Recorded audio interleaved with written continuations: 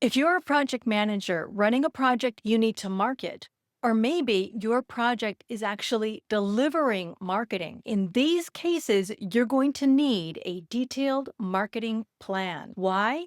Because you need to plan your marketing just like you plan your project. But you're in luck. I'm going to give you my 2025 marketing plan template to help you fast track getting started and understand the components you need to succeed. So let me give you an example of two situations I've been in. One where I needed to market a project that was creating a user product. And in this user product, it was basically an HR system so that everyone could manage HR globally in the same way. That's a good thing, but without marketing it to the end user and even HR itself, the HR department itself, people wouldn't know the benefits to them and the motivation for the company to make this change. That's one kind of marketing. The other kind of marketing is, and the marketing itself is part of the event. And one of the things we need to do is get the word out there so people come. I work with NGO organizations and we run large events. Marketing is a main part of that product because let's face it, if you run an event and no one shows, the event is going to fail. So you need to explain to people the goal of the event, who should attend, and also what the benefits are to attending. And then, of course, highlight some of your keynote speakers or some of the other amazing things you're going to be doing to draw them in, to hook them into the idea. And how do you do all of that with both traditional marketing and digital marketing? You need a marketing plan. Let me take you through my plan and show you how to use it. What's the scope of your work and what are all the pieces you need? I put together a generic marketing plan that will meet most needs. First of all, you gotta know your goal. What's your mission? Are you trying to promote something through marketing and digital marketing? Or are you trying to share the benefits with in-house users that need to understand the use case for the product you're delivering? This is the summary of what the marketing plan scope is and goal is, but also the budget you need to get there. You need not just the plan so you know what to do, but also the things that help you get the right resources, the people, the money to pay for assets you might need or tools you might need to use. Think of your budget as meeting all of those needs. You want to understand your brand. And if you don't think you have a brand, you're wrong. Every project, every event includes branding, market recognition through logos, through naming, through colors and other kinds of graphics is key. It's how people instantly recognize who you are and what you're talking about, your topic. And on topic, you need to know your core message. You need to have a tagline. I run a book club and our tagline is building skills one book at a time. In a few words, you want to demonstrate your value statement.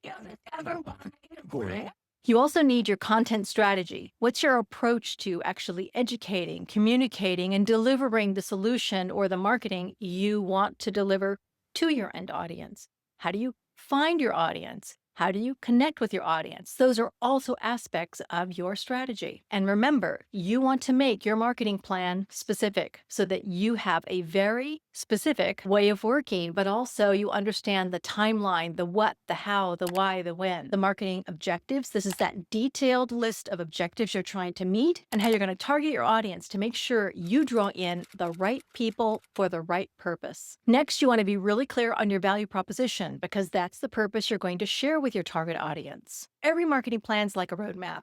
You have points along the way where you progress, awareness, just making your audience aware of the thing. Hey, there's an event that's going to happen. Next, it's consideration. Once people have seen your messaging a couple of times, then they start to think, hey, is this for me?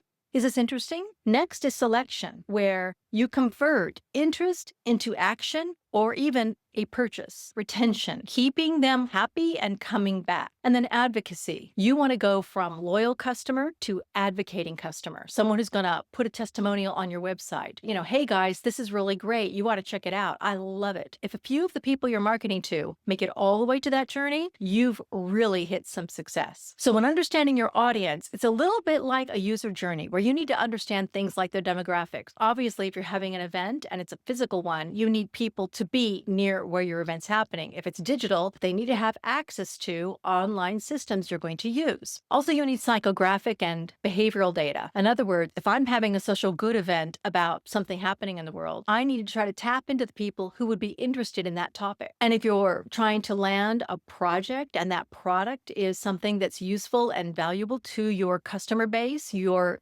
internal users, you need to market the value to that user set. And it's not to everyone in the company, probably. It's just to a valued few. So you need to know what makes them tick. What's the best way to find out? Ask them. And that goes to choosing the right channels. How are you communicating to people? I mean, with digital marketing, that's a whole thing. Using social media and other kinds of tools, you can create the right graphics, the right message, and the right kind of content.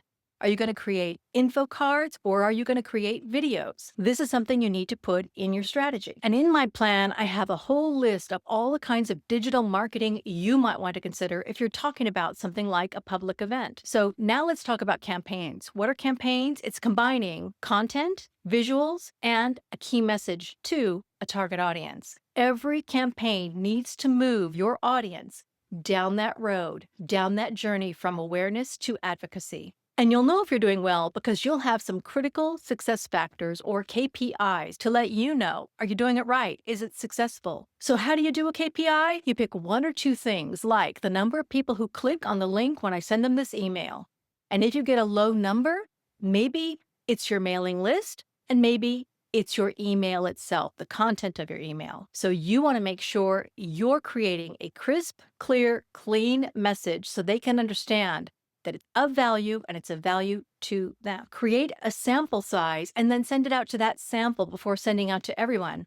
You can then revise, rinse and repeat and improve it so that the next group or the larger group gets the message that is perfect for them. Your strategy should be reviewed and updated continuously as you find results and as you fine-tune your audience, your message, and your value statement. Your marketing plan is your growth engine. People can't act on what they don't know about, what doesn't excite them, and what doesn't hook them in. Your job with a marketing plan is to do all of that. Download my free template, links are below, and check out more on marketing with these videos. And I'll see you next time on ProjectSkillsMentor.com. Bye-bye, everybody.